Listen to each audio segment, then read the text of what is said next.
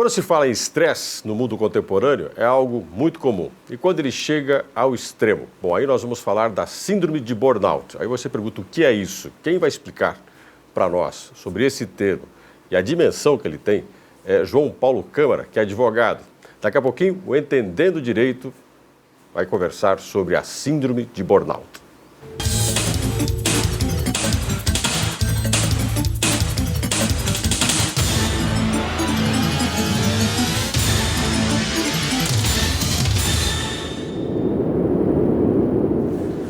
O Entendendo Direito, como eu conversei com vocês agora há pouco, está aqui recebendo o João Paulo Câmara. Ele vai falar sobre a síndrome de burnout. João Paulo, bem-vindo ao Entendendo Direito. Eu que agradeço o convite, Gilson, é um prazer estar aqui com vocês. Agora, explica pra gente essa palavra síndrome de burnout. O que isso significa? Bom, na tradução literal, burnout seria queimar fora. Mas, queimar fora. Mas numa tradução mais específica para o tema, seria queimar as energias do ser humano, no caso.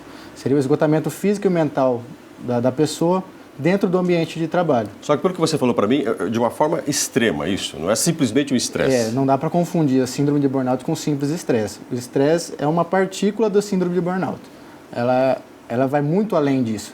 Ela, inclusive, causa efeitos físicos além dos mentais. Então, por exemplo, o estresse é uma coisa que você pode ter em algum momento. É normal que tenha e até bom que o ser humano passe por algum estresse, de alguma forma. Agora, quando você fala em síndrome... Agora, a síndrome é a intensificação desse estresse a um nível absurdamente alto, né? Quando você fala disso, tem efeitos físicos. Como assim? Dores de cabeça, insônia, um cansaço. Aí também tem os efeitos psicológicos que interferem também no relacionamento da pessoa, por exemplo. Ela pode ter mudança de comportamento em casa, mudança de comportamento no trabalho. O nervosismo, a ansiedade, o medo, o receio de ir trabalhar, a própria tristeza.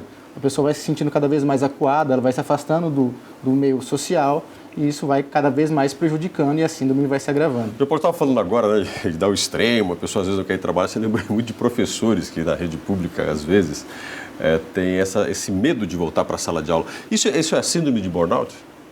Não posso falar categoricamente. Vou pensar que alguns deles podem chegar a ter isso. Mas é uma das profissões com maior índice de pessoas afetadas pela síndrome de burnout. Ou seja, elas passam, inclusive, a ter dificuldade de produzir, de trabalhar. Com certeza. Tem um receio de ir trabalhar, um desestímulo completo de ir trabalhar. Vai por uma obrigação e isso vai frustrando cada vez mais e vai se agravando a situação. Tem casos extremos que a pessoa, além das questões físicas, ela pode chegar até mesmo ao suicídio. Então é uma situação perigosa. Quer dizer, existe hoje um estudo e profissionais na área psiquiátrica ou psicólogos que fazem o diagnóstico e dão o parecer disso? Existe, mas ainda é muito recente esse estudo. Apesar da doença ser conhecida desde 1974 e ter sido incluída como doença do trabalho no Brasil ao final dos anos 90, ainda é algo que depende de muito estudo aqui no Brasil. Ou seja, existe uma lei hoje no Brasil que inclui ela como uma das doenças do trabalho, motivadas pelo trabalho, mas ainda falta uma forma de regulamentar ela. Não, ela já está regulamentada. De você conseguir enquadrar nela.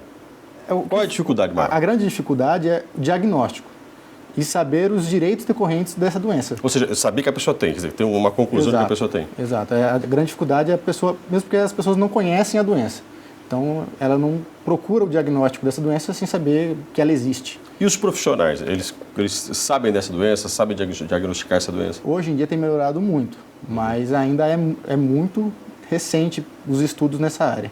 Agora, aonde que o direito veio parar na síndrome de burnout? Quer dizer, como é que isso se transforma numa forma também de dar à pessoa garantias de que ela teve esse tipo de problema devido ao trabalho? Como é que isso funciona? Conforme nós conversamos aqui no início, a síndrome de burnout ela é oriunda do trabalho. Logo, existe um interesse aí do direito do trabalho em abarcar essa situação, proteger o indivíduo dessa doença como outras que já existem. De fato, ela é abarcada. A grande questão é o diagnóstico. Certo. A dificuldade em demonstrar isso ao juízo. E, como eu te disse também, foi só a partir dos finais dos anos 90 que ela acabou sendo incluída como doença do trabalho. Então, o Poder Judiciário tem uma certa resistência a ela? Existe um certo desconhecimento por ela? Não propriamente à doença, mas ao diagnóstico. Porque você tem que apresentar um laudo, demonstrar que você realmente tem aquela doença. Esse laudo com certeza vai ser contestado pela parte contrária, e se for em causas previdenciárias, o INSS precisa do laudo do próprio médico do INSS, que vai ser confrontado. Que aí você falou da intensidade do que a gente tem muito além do estresse. Exato. Não basta imaginar que o estresse do dia a dia vai configurar a síndrome de burnout. O que seria aí, no caso, para o Poder Judiciário, é você não ter uma pessoa enquadrada por um problema menor e tendo um benefício maior. Que é a própria... Com certeza. A mera irritação do dia a dia não pode justificar um benefício de afastamento ou até mesmo uma aposentadoria em razão da uma suposta síndrome de burnout. Tem pessoas que são aposentadas por causa disso. Existem casos, são raros, exatamente porque existe uma possibilidade de tratamento, e aí é um critério que a gente tem que levar em consideração, que a síndrome de burnout, ela não tem uma cura propriamente dita, ela tem um tratamento. Ela é semelhante ao alcoolismo, por exemplo. O cidadão ele vai ficar a vida inteira se tratando daquilo, se precavendo das situações que podem agravar a síndrome. Certo. Então, como eu disse, como o alcoolismo, que o alcoólatra, se ele ingere o álcool novamente, ele pode jogar fora todo o tratamento dele. Então, quem tem a síndrome de burnout precisa ser, vamos pensar aqui, observado, orientado, tratado durante o restante da vida e ser acompanhado. Não só ele, como também a empresa que o contrata, né? A empresa tem que fornecer um ambiente de trabalho mais propício ao trabalhador. Por exemplo, o abuso de metas, de prazos, a cobrança excessiva, o ambiente de trabalho... Cargos de executivos de vendas, por exemplo, que são muitas vezes pressionados. Com certeza, com certeza. Os principais casos que nós temos são os professores, advogados, jornalistas e bancários. Bancários, inclusive, são os casos que começaram a introduzir o síndrome de burnout como um direito trabalhista a ser buscado na SEAD. Você colocou uma série de funções, aí pegando até os bancários, pegando os professores, mesmo os representantes comerciais, executivos de venda, e eu quero conversar com você sobre esse tema no próximo bloco. As empresas precisam ficar atentas a essas medidas legais. Quer dizer, elas têm que tomar um pouco de cuidado com o ambiente que elas criam para não fazer com que o trabalhador passe a ter esse tipo de problema. Sim. No próximo bloco, a minha conversa com o João Paulo Câmara é exatamente isso, né? Como que as empresas podem se prevenir para evitar que provoquem a síndrome de burnout nos seus funcionários. Daqui a pouco a gente volta.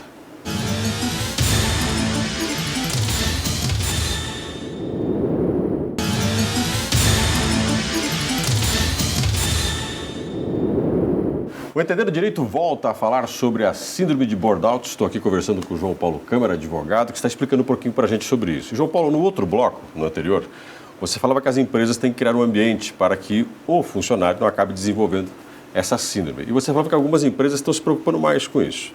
Quando você fala de se adaptar a esse ambiente, o que significa a mudança para a empresa? Por que as empresas têm que se preocupar com isso? Primeiramente, pela própria produtividade da empresa, ela tem que se preocupar com o profissional que ela contrata. As medidas que ela pode utilizar principalmente a fiscalizatória, primeiro da cobrança do superior hierárquico, se ele não está sendo excessivamente rígido com o funcionário. Com os próprios colegas de trabalho, se não ocorre o famoso bullying corporativo, né? Que eles chamam também de assédio moral na empresa. Exato. Assédio moral é muito comum, infelizmente é muito comum, e é uma das grandes causas da síndrome de burnout. Tem casos de empresas que contratam profissionais psicólogos para acompanhar os seus funcionários uma vez por mês, uma vez a cada 6 meses, para ter um feedback desse relacionamento interno da empresa. Então, são várias medidas que, como a própria doença ainda é uma novidade, as medidas para tratar dela e para se precaver dela também são novidade. Ou seja, você tem que cuidar da relação entre patrão e empregado e também a relação dos funcionários entre si e do ambiente que você gera dentro do seu trabalho. Exato. Não só o ambiente social, mas o próprio ambiente de trabalho mesmo. Por exemplo, a demanda é muito grande e os equipamentos que a empresa fornece não são suficientes e a pessoa tem que dar conta da meta da mesma forma. Entendi. Então, o ambiente de trabalho como um todo. Vamos pensar no caixa de banco, já que falamos dos bancários, né? Que você tem um controle sobre o caixa muito grande, ele tem uma pressão de trabalho, uma jornada muito longa e ele tem que dar resultado além de tudo. E se relaciona com outras pessoas. Com certeza. O relacionamento com outras pessoas, inclusive, é um dos critérios que geralmente agrava a síndrome de burnout, porque a pressão pelo relacionamento com as outras pessoas é muito grande. Fala um pouquinho disso pra gente. Quer dizer, o ser humano ele pode provocar mais pressão às vezes do que uma meta para cumprir de relatórios, de tempo de trabalho. Quer dizer, o ser humano que vai pressionar o outro, ele é complicado nessa relação. O contato pessoal das pessoas, a forma como se cobra, lógico que isso varia de uma pessoa para outra, a forma como uma pessoa recebe. Não é porque um ambiente é daquela forma que A e B, duas pessoas que estejam lá, vão ambas ter a síndrome de burnout. Uma pode ter e a outra pode perfeitamente lidar muito bem com aquilo. Quer dizer, tem pessoas que se adaptam mais tranquilamente ao ambiente mais tenso, tem pessoas que não. Exato. Isso é comum de todas as doenças ligadas ao âmago pessoal, né? Então, depende muito de como a pessoa lida com a situação. Para detectar uma síndrome, por exemplo, quando você fala de que algumas pessoas acabam tendo mais vulnerabilidade em relação à pressão externa do que outras, as empresas têm que tomar cuidado com isso também, de diagnosticar quem suporta a pressão e quem não suporta. Quer dizer, eu tenho que aprender a tratar de forma diferenciada aqueles que são capazes de viver sob pressão e de quem não vive sob pressão. Essa é uma missão muito complicada de fazer um diagnóstico nesse sentido. Exatamente porque o próprio diagnóstico dos próprios médicos é complicado de ser feito. Como você falou, às vezes há uma dificuldade de diagnosticar. Exato, porque nem sempre um estresse ou um cansaço realmente se confunde com a síndrome de burnout, que é muito mais grave que isso. Agora, o histórico, né? Porque uma pessoa que tem a síndrome de burnout, você falou assim, olha, ela vai ter essa síndrome para o resto da vida. E ela vai ter que ter uma orientação, vai ter que ter um acompanhamento, a empresa também. Isso limita a pessoa na vida profissional dela? Quer dizer, existe um histórico no ser humano que acaba ficando marcado por isso? Bom, se ela vai conseguir voltar à atividade laboral depende de caso a caso. É óbvio que é um tratamento contínuo, porque é um mal que pode retornar. Da mesma forma que a pessoa que não tem, ela pode adquirir.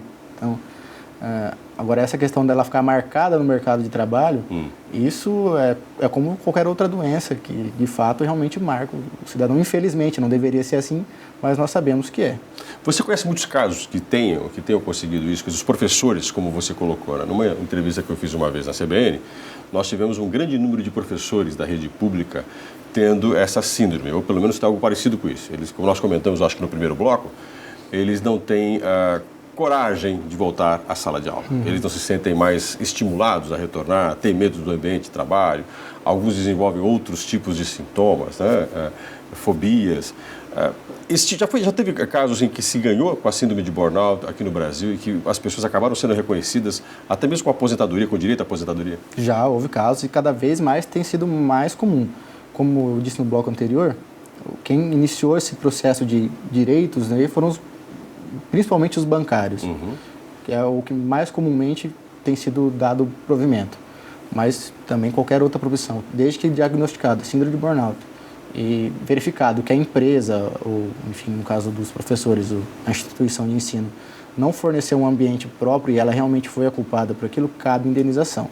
Se houver um pedido de, por exemplo, um afastamento por auxílio-doença no INSS, ou até mesmo uma aposentadoria, certo, da mesma forma ela terá que ser comprovada, aí nesse caso, corroborado com o laudo do médico do INSS. Que é que você fala a dificuldade de você diagnosticar. Exato. O que seria um diagnóstico de síndrome de burnout que a gente passaria a dizer assim, não, a pessoa tem essa síndrome, ela tem que ter todas aquelas características que você falou antes. Isso. Ela tem que ter problemas nas suas relações pessoais.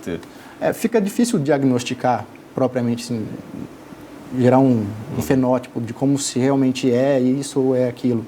Cada caso é um caso realmente. Mas quando passa a afetar de tal modo que o trabalho se torna insustentável, é realmente um martírio ir trabalhar. E aí você passa a ter a pessoa com direito a esse benefício. Não basta a pessoa simplesmente, eu não gosto de trabalhar. Vou ter a síndrome de burnout porque eu não quero o trabalho mais. É muito mais complexo que isso. É realmente, como eu posso dizer, machucar a alma da pessoa. E aí a pessoa, quando ela tem a alma machucada, a dificuldade dessa pessoa procurar os seus direitos. A gente tem um problema muito sério isso. É aí que entra corporações, sindicatos em se preocupar a dar orientação para os funcionários que eles representam? Deveriam se preocupar também com isso, mas como a gente tem tratado aqui, é de fato uma doença realmente nova, em certos termos.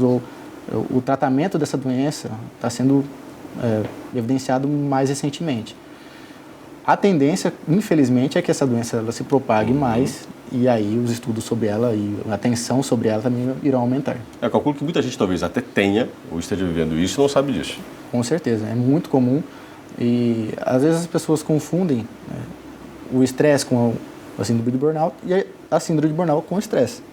Às vezes a situação é muito grave, mas não se dá a relevância suficiente porque, estou estressado, preciso de férias. Aí o cidadão vai lá, tira férias 30 dias, Os primeiros 20 dias são uma beleza, ele aproveita, tudo tranquilo.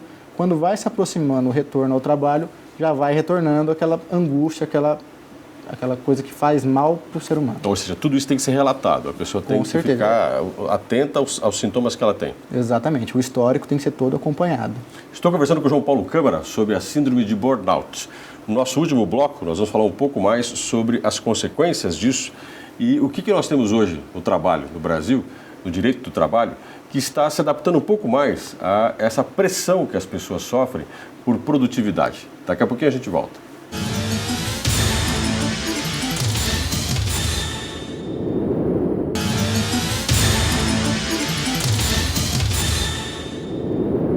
No nosso último bloco, na conversa com o João Paulo Câmara sobre a síndrome de burnout, eu queria aproveitar e estender um pouco mais essa conversa sobre o direito, as leis trabalhistas e o ambiente tenso do trabalho que a gente tem hoje.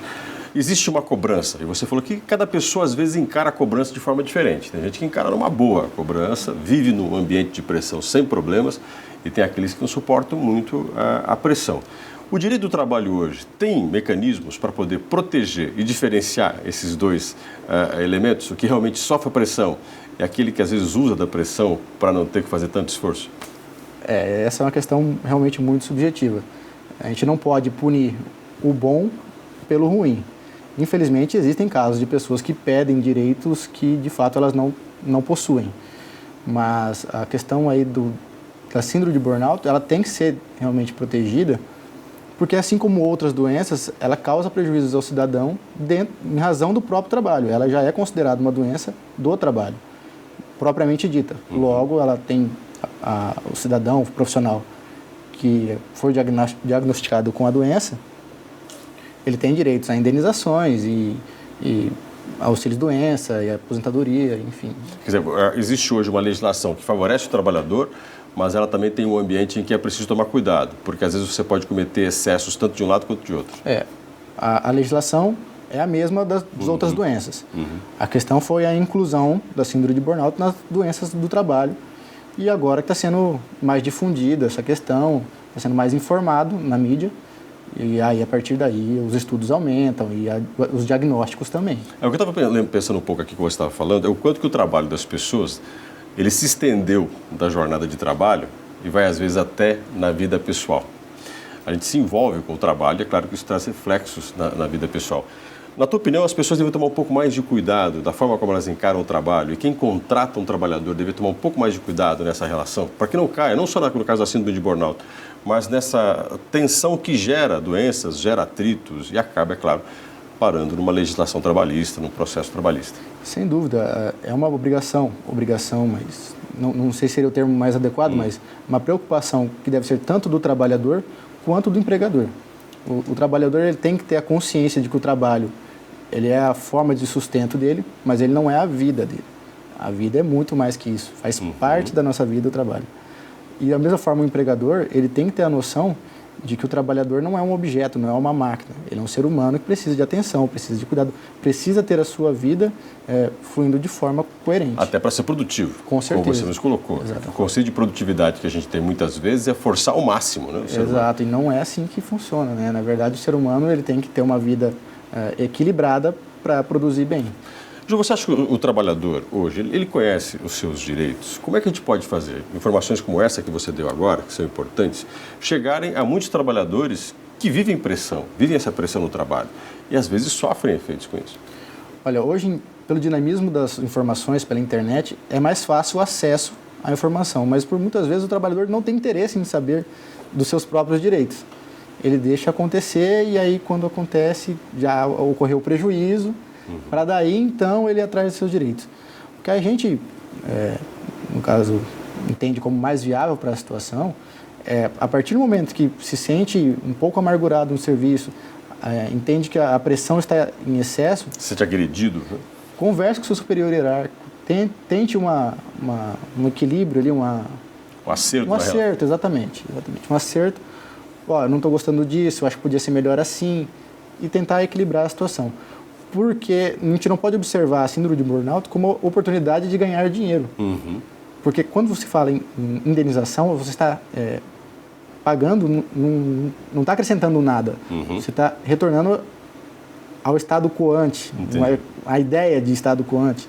Porque a dor, ela não tem preço. Certo. Quer dizer, a sua saúde não tem preço que vai fazer você ser indenizado por ela. Exatamente. Ninguém vai devolver ela de volta para você. Isso não tem volta. Agora, essa relação de trabalho nossa, que é muito tensa e que a gente precisa, às vezes, tomar um pouco de cuidado e gerar uma relação mais saudável, é importante também que a gente tenha um pouco de diagnósticos de quem tem à nossa volta. É hora que o trabalhador tem que procurar a associação, o sindicato, para poder saber se o ambiente dele é um ambiente agressivo ou não. Porque muitas pessoas convivem com agressão e elas não têm noção de que o que elas estão vivendo é agressão. Cabe aos sindicatos prezar pela sua categoria e cabe ao funcionário denunciar quando ele entende que, de fato, o ambiente de trabalho está fora das normas que deveriam ser ou está sendo cobrado de forma indevida. Quer dizer, a pessoa não pode aceitar a situação assim de graça, né? Não, a pressão, com certeza não. Se ela se sente prejudicada de alguma forma, ela tem que buscar os seus direitos. É óbvio que da maneira correta, observado a boa-fé, enfim. Ou seja, a gente tem que tomar um pouco de cuidado, porque a gente está lidando, como você mesmo colocou, com o ser humano, e você tem uma legislação que tem estudado cada vez casos novos, como no caso a síndrome de burnout. O legislador hoje, no caso, o seu como advogado, existe uma atenção maior a relações novas, porque a produção nossa está mudando. Quer dizer, a gente está tendo ambientes diferentes de trabalho. Aí o direito tem que ficar mais atento. Você falou que as leis são as mesmas, mas existem relações novas no trabalho. Com certeza. O dinamismo das relações de trabalho e sociais hoje é completamente diferente se compararmos a 10 anos atrás. Hoje, smartphone é uma coisa que todo mundo tem e tá o tempo todo. E a cobrança também vem pelo smartphone. Claro. Antes você saía da empresa, ninguém te cobrava mais. Exatamente. Você ia para casa, ligava a televisão, assistia sua novela lá com a sua família e estava tudo certo. Hoje em dia é e-mail, é mensagem de celular, é o tempo todo ligado no serviço. O que não é correto. Sim. A empresa tem que prezar nesse sentido também, para que a cobrança do trabalho tem que existir, óbvio, para aumentar a produtividade e tudo mais. Só que ela tem que ser de modo a não prejudicar a saúde do trabalhador. Não pode ser excessiva. Ou seja, existe um cuidado, porque com aquilo que você colocou, que eu achei muito interessante, né? Antes a gente saía da empresa, acabou a relação. Hoje você está lá jantando com a sua família e pelo smartphone vem uma cobrança de um relatório que você não fez, exato, de alguma dúvida que alguém vem tirar de você, ou até mesmo uma bronca de algum superior seu sobre algum tipo de trabalho que ele considera que você não cumpriu direito. Como é que a gente dá um basta nisso? Na sua opinião, a gente tem que, como você falou, tem que conversar com o nosso empregador. Mas a gente tem que aprender a se comportar também e se conhecer melhor. Com certeza. Eu acho que o principal aspecto nesse tipo de situação, somente essas doenças que tratam da parte interna do ser humano, parte muito do autoconhecimento. Saber exatamente o que te afeta, como te afeta. Então, um acompanhamento psicológico é sempre indicado. É óbvio que algumas pessoas não têm condições financeiras de ter um acompanhamento psicológico apropriado e tudo mais.